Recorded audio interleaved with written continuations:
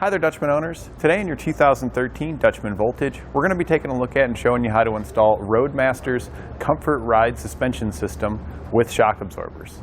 And this is what our suspension system looks like when it's installed.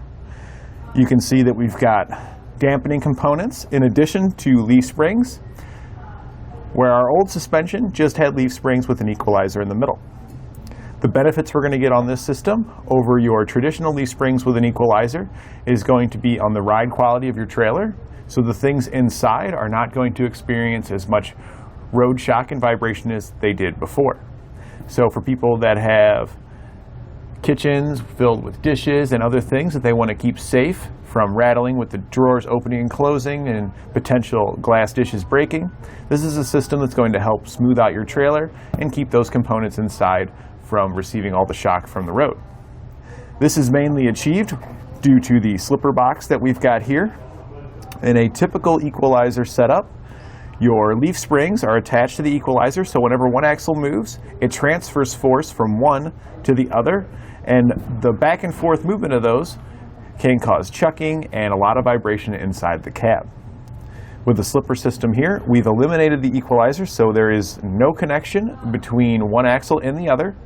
When this axle goes to travel, instead of pushing against the equalizer on the other one, there's a roller in here, and the leaf spring just slides on the roller, so it's completely independent from the one in front of it.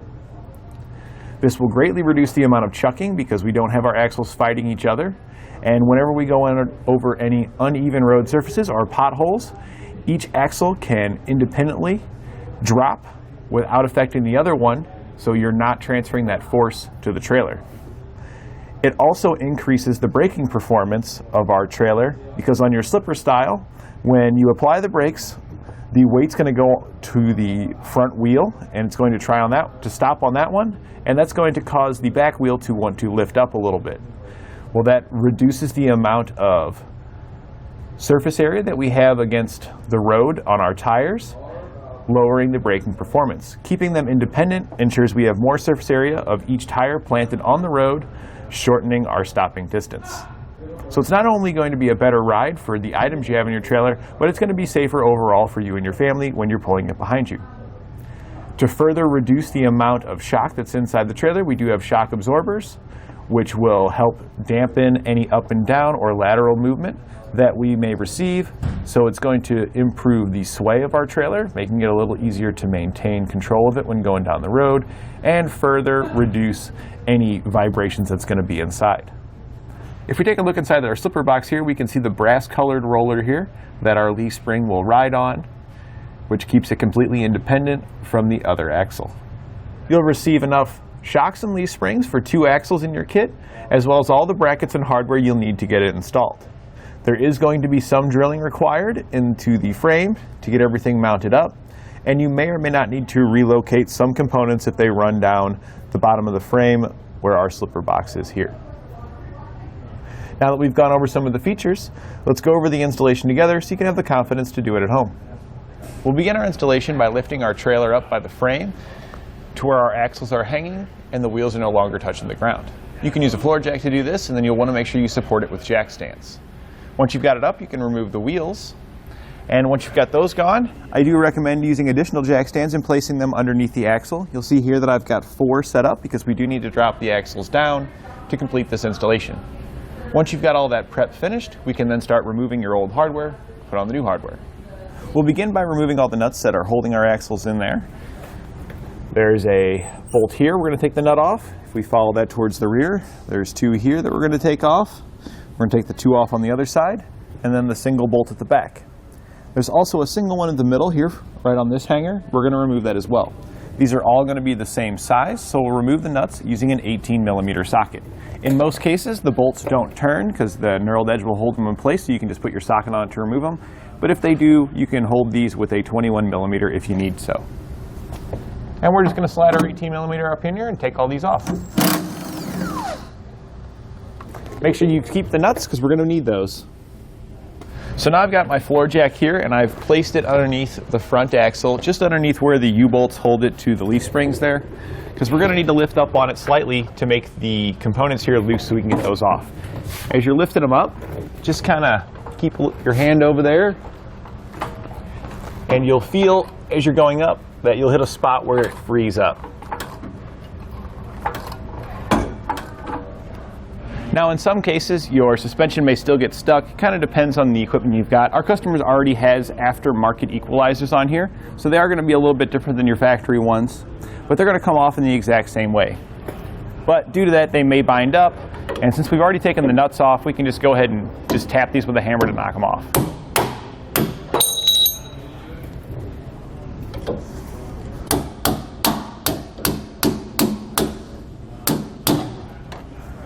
We'll then need to remove all the bolts that we just took the nuts loose on. In many cases you can jack up and down to get these to come loose, but again they may be binding depending on the type of suspension you've got installed. So if you do need to drive them out, before we drive them out I do like to thread the nuts back on. This just protects the threads of the bolts. So we're just kind of threading them on, just hand tight, really just until they're about flush with the end of the bolt. And then we're just going to tap them out.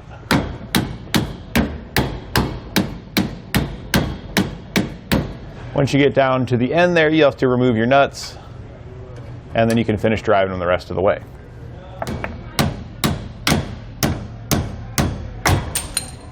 Now that we got that side of the front leaf spring disconnected, we're going to come to the other bolt and drive that one out in the same manner, putting the nut on first. Another thing you can do to assist in driving this out, because when you go to hammer it, all the force is going to be on the outer part of the hanger here. So you can put a clamp between these two, and that'll just help use the inside part of the hanger as support, so you're not just bending the outside flange. So we're just going to grab our guy here and just put it on there. And this is just going to provide a little bit of extra support, making it easier to drive that bolt out. Make sure you've got your jack supporting the axle, because once this bolt comes out, the axle will be able to fall down on this side.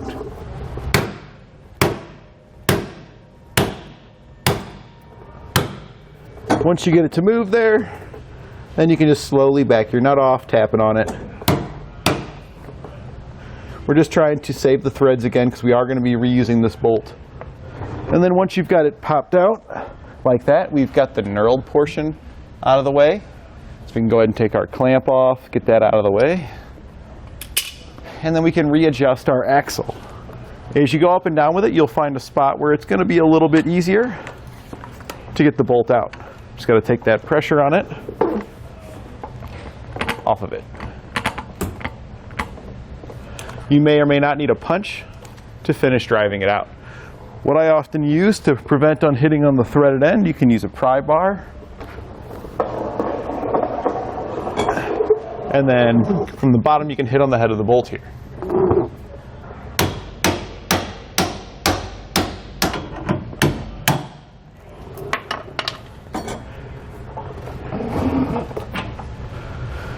Now that we've got both bolts out on each side, we can lower our axle down onto the jacks that we prepared earlier.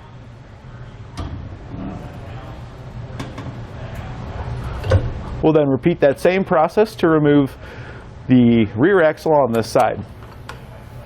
Once you've got all the bolts driven out, holding your axles up and they're lowered down, we need to remove the equalizer here in the middle.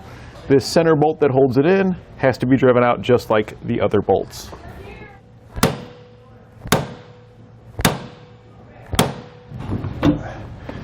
Once you've got it to pop loose, we can remove this bolt as well, and then set our equalizer aside. We can now remove our leaf springs. There are 4 nuts on top that hold the 2 U-bolts that clamp it to the axle. We're going to remove those nuts using a 22mm socket.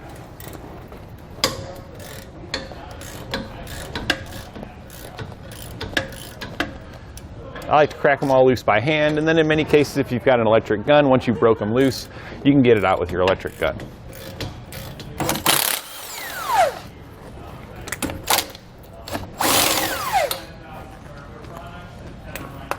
Once you've got all the nuts loose, there's washers on those. Make sure you save your nuts and your washers and your U-bolts, because we are going to be reusing these. Now the U-bolts will likely be stuck inside of the upper plate here on your leaf springs. You can just tap those out with a hammer. With these, you don't normally need to put the nut out and all that because they're not usually that hard in there, so just gently tap them straight down.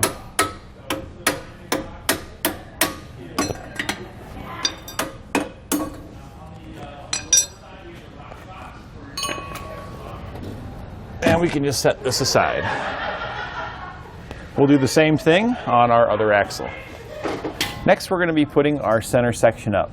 But before we can put it up, there's likely going to be some components in the way, and you're just going to need to relocate those. The main things that we're talking about here, I mean, it really needs to be anything because this has to sit up flush against the bottom of the frame there. So you can see there's a couple of bolts we're going to have to take out, and we also want to trim around this paneling so that way it can sit flush against the frame. The hardware you see under here may vary on your trailer. Ours is going to come out using a 10mm socket. These components here we don't need to reinstall because we're just going to be cutting this section out anyway. So now that we've got those bolts out of the way, we'll hold our center section up and then we're just going to mark to trim around it. One of the things you can do is you can take the big bolts that come in your kit and slide it through the center there. That'll just help hold it up there to make it easier to mark.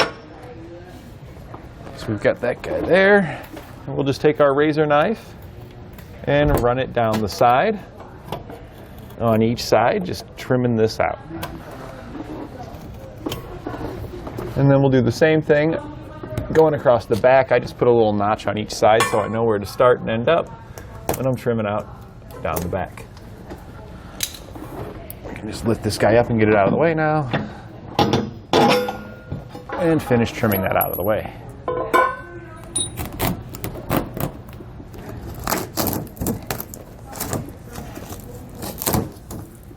Now with that out of the way, we can hold our center section back up.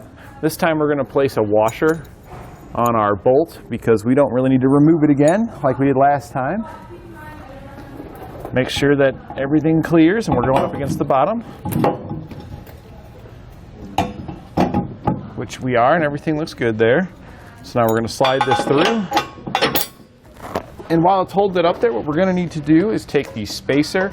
This is actually going to go between the hanger, and the bolt is going to slide through our center section, the hanger, the spacer, out the hanger, and then out the center section. So we've got to put that in between.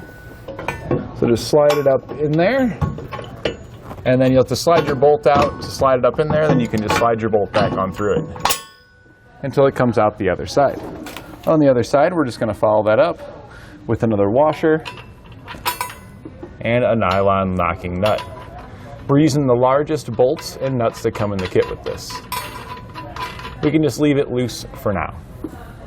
Now if we look underneath our center section that we just installed, you'll have slotted holes on each side. There'll be 2 of them. We'll need to drill out the bottom of the frame using a 21/64 drill bit inside of each of these slotted holes. So what I recommend doing is placing a clamp on it and then drilling one. You can get that bolt installed, and then once you get that one on, you can line it up, tighten it down, and we can drill the rest. I've got this side clamped here, so I'm going to start with one of these holes, and I'm going to go ahead and drill it out.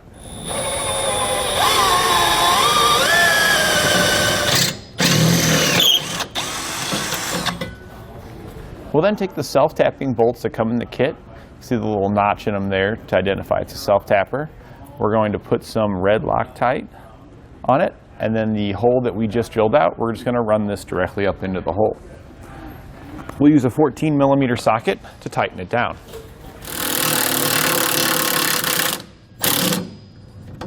And we just want to run that down until it stops. We don't want to go crazy with it because we probably are going to have to loosen it up just a little bit to adjust this center section for the rest of our holes.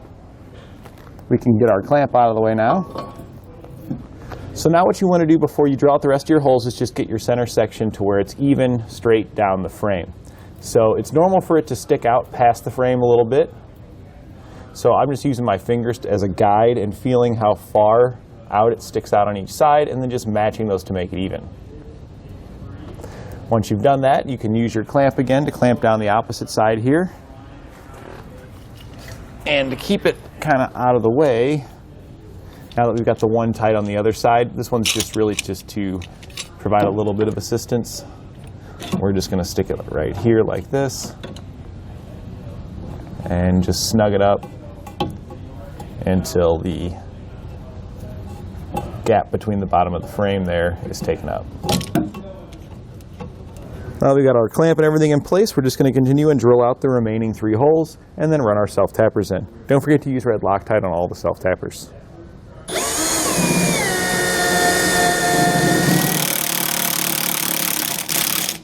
I like to get 2 of them tight with it nice and even, and then I can just finish up my last 2 because I know nothing's going to move.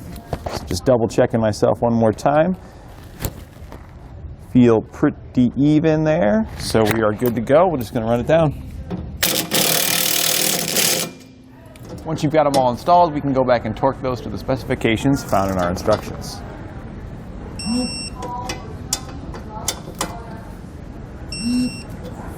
We're now going to put our leaf springs into position. So we're just going to lift it above our axle, slide this into the slipper portion, and then this is going to go up between our hanger. Now, it's pretty common for your hanger to be collapsed a little bit and the leaf spring to not want to fit, so you may have to bend these 2 pieces apart to get the leaf to fit up in there.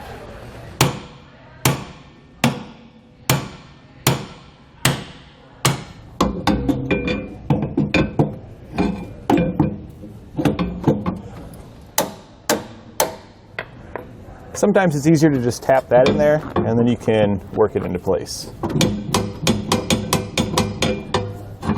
As long as it can pivot in there to where it's not too tight, then you're okay. We'll line up the eyelet of our new leaf spring inside of our hanger, and then we're going to use our old hardware that we had removed and slide that through it. We're just kind of gently tapping it in there until we start to see it go, then we can drive it in the rest of the way.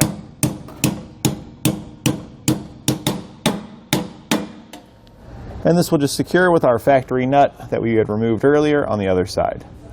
We do want to leave it loose at this time. At this point, we want to determine which set of holes we're going to be using for our slipper springs. So we'll start by just lifting up on the slipper spring until it's sitting about level. And that's going to be our normal resting position level. So these smaller holes here are where it will rest. And we want to see if our leaf spring is between the 2 holes or if it's above them. Since ours is sitting above the holes, that means we're going to be using the upper hole for our hardware. If you're using the upper hole down here, we're also going to be using the upper hole up here. If your leaf spring happened to sit a little bit lower like this, then you would use the lower holes instead. But since to make ours level, it needs to be up there, that indicates which ones we're going to use. So now that we know which ones we're using, we can take the roller that comes in our kit. This is going to slip in between. It's going to line up with that upper hole there. We'll take the large bolts that come in our kit, same size as that middle one there. It's going to slide from the outside in all the way through our center section in the roller, and we're just going to secure it with a nylon locking nut on the opposite side. With this loosely installed, we can then install the stop bolt, which is our lower one here. To do this one, you do have to lift up on your leaf spring. You want to hold it up, slide your spacer in. This is the smaller spacer, and it's painted black. It's the smaller diameter spacer. So that'll line up with that upper one. We tested it there. And we're going to be using the smaller long bolts that come in our kit this time to go through the center section and the spacer. We'll also use a nylon locking nut on the other side. It's just going to be a smaller one to match. Now that we've got the hardware loosely installed on this axle, we're going to repeat the same process on the front axle to get that leaf spring all set up in place. We can now go back and tighten down all of that loose hardware. For our larger bolts, we'll use a 21 millimeter on the outside and a 22 millimeter on the nut. And for our smaller bolts here, we're going to use a 16 millimeter on both sides.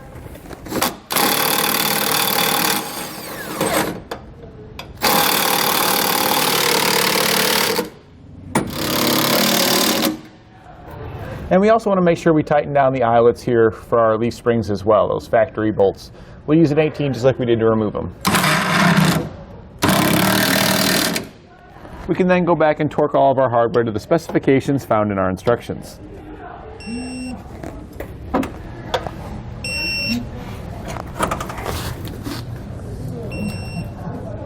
At this point, we can go to put our axles back into position. So you want to place your jack back underneath the axle. Make sure you don't put it in the way of where we're going to be installing the U-bolts.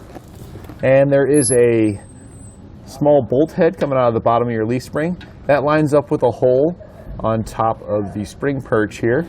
So you just have to like line up your axle and jack it up, lining up that hole. Sometimes it may be necessary to use a pry bar to help persuade it into the correct position. So I've got it jacked up here, and you can see that it's clearly flush, that the pin did line up with the hole. It did take a little bit of beating and prying and move it on some components to get it to all line up there, but it's not like it's very far off, so it's pretty subtle. Just make sure you got a pry bar, a hammer, and maybe an extra set of hands, and you should be able to pop that back in there. Once you've got it set up, you'll want to use your old U-bolts and hardware that we took off, and we're going to secure that to our new plates that come in our kit. They'll sit just on top of your leaf spring like this, and we want this plate here angled towards our center section, just like that. Now, one of the things you're going to likely have issues with here is getting your U-bolts in, because typically when you take them off, they want to spring apart away from each other, and you'll see here they don't really want to line up with the holes. That's pretty common once you take them off, that they stretch like that. So if you just take them and put them in a vise, you can squeeze these back together, and it's just going to be trial and error. So I recommend you take your bracket with you over to your vise and squeeze them until you can easily get it to slide in and out without needing the vise to help you. So we've gone ahead and bent our U-bolts to where they would fit properly. So we're just going to slide up along the bottom of our axle, going through our new bracket. We're going to put the washers that we took off previously back on, as well as the nuts that we removed previously. We're then just going to repeat this on the other side of our leaf spring here, going into the two remaining holes in this bracket. Once you've got them all started, make sure your leaf spring upper bracket piece here is in place. There is a hole in the center of it here that lines up with the peg, just like on the bottom. You can kind of hear it catch in there as I try to wiggle it around. You want to make sure it stays in that hole. And then you just want to tighten them back down. We'll be using our 22mm socket, just like we did to remove them, to re-secure them.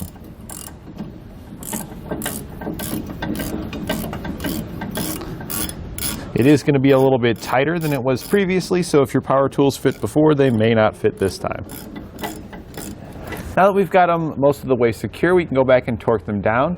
One of the things I do want to mention on these is you want to make sure you tighten them down evenly. Try to make the distance that the U-bolt sticks out past the nut about the same on each one. If you start on this one and tighten this one all the way down, this one's going to be less. So just work back and forth with them.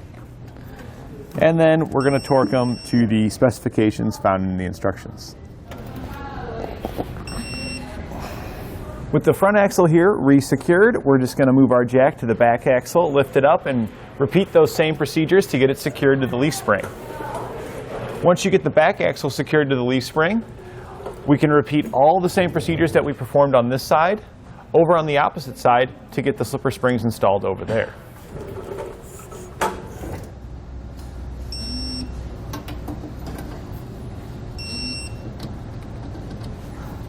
Right, and with everything torqued down on both sides, at this point we're ready for our shocks, but to install the shocks we have to have it back down on the ground with the suspension reloaded. So at this point you can install your wheels and take your trailer off the jack stands and get it back down to where it's level. We now have the vehicle back down on the ground with our wheels installed, with the suspension loaded again. And this is the state we need to be in when installing the shocks. You'll notice that they come with a strap on them, and that actually straps it at a predetermined length, which is just the resting position. So if your vehicle is just sitting with the suspension loaded, not going over any bumps or anything. So this is how we kind of want it to be when it's installed. The top portion here is going to connect to our slipper spring box right here at the hole just up into the outside of our roller spring bolt. And the lower one here can attach either directly to the plate that we put on the axle, or if need be, you can use the extension plate to lower it down. And now we are going to need to do that because we're trying to get it into a position where it's going to be at this length. So if we hold it up there, we'll see it's not going to line up with that one there. So we can just take our plate then, and you'll see that there are multiple holes in it, and there's one that's spaced further apart. The one further apart is always going to be the one that goes to the shock, and these are your different height adjustment holes here. So you could attach it to this bracket like this, or like this, in a couple of different positions. And we just want to see which one's going to line up that lower hole with our shock. And so this is going to be the lowest position here. And if we look at that, that lines up just about perfect. So since we know we're going to be using the lowest position, we'll take the shorter bolts that come with our shocks. We're going to slide them through the bracket, and then we're going to slide those through our axle bracket. On the back side, we'll then take the nylon locking nuts that come in our kit and thread them on there. You'll have two different nylon locking nuts. They're going to be different thread pitches, but you'll see that one is a little bit taller or thicker than the other. Those are the ones we use with our shorter bolts.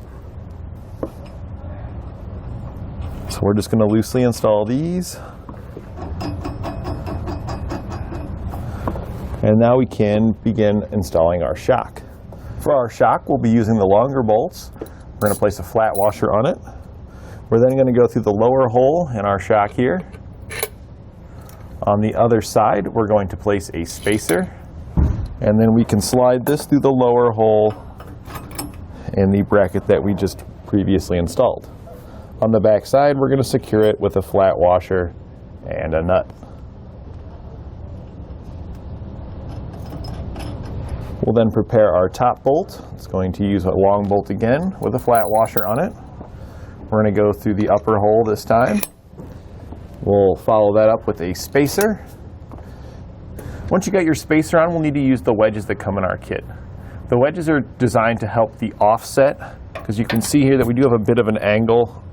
So we'll slide the wedge on with the thick portion towards the top of the shock, and this is going to help angle it the way we want it to. We can then slide through that hole found in our slipper center section, and it may be necessary to slightly compress the shock just a little bit to get that bolt to go in, just because the length, while we're trying to get it as close as possible, nothing lines up exactly perfect.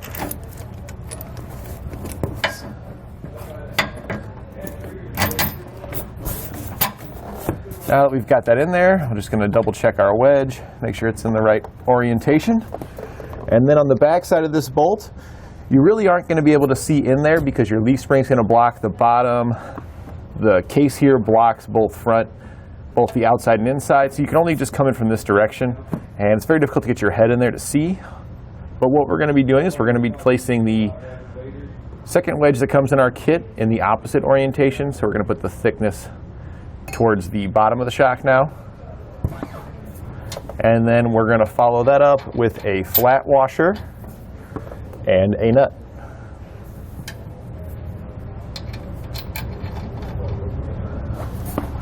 All right, and with this shock loosely installed, we can perform all the same procedures to install the other shock for the other axle. We can then go back and tighten down all of our hardware using a 19mm socket and wrench. It's going to be the same size for each of the bolts.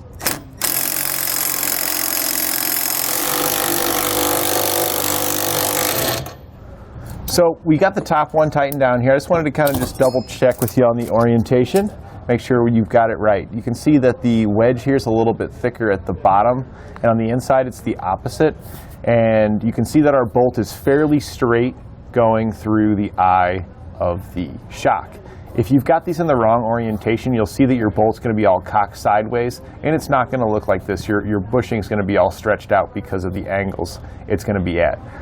If you've got a good angle to where it looks like it's going fairly straight through, just like we do here, then you're all good to go, and you can proceed into torquing down all the hardware. We're going to tighten down our hardware using a 19mm socket and wrench per the specifications found in our instructions.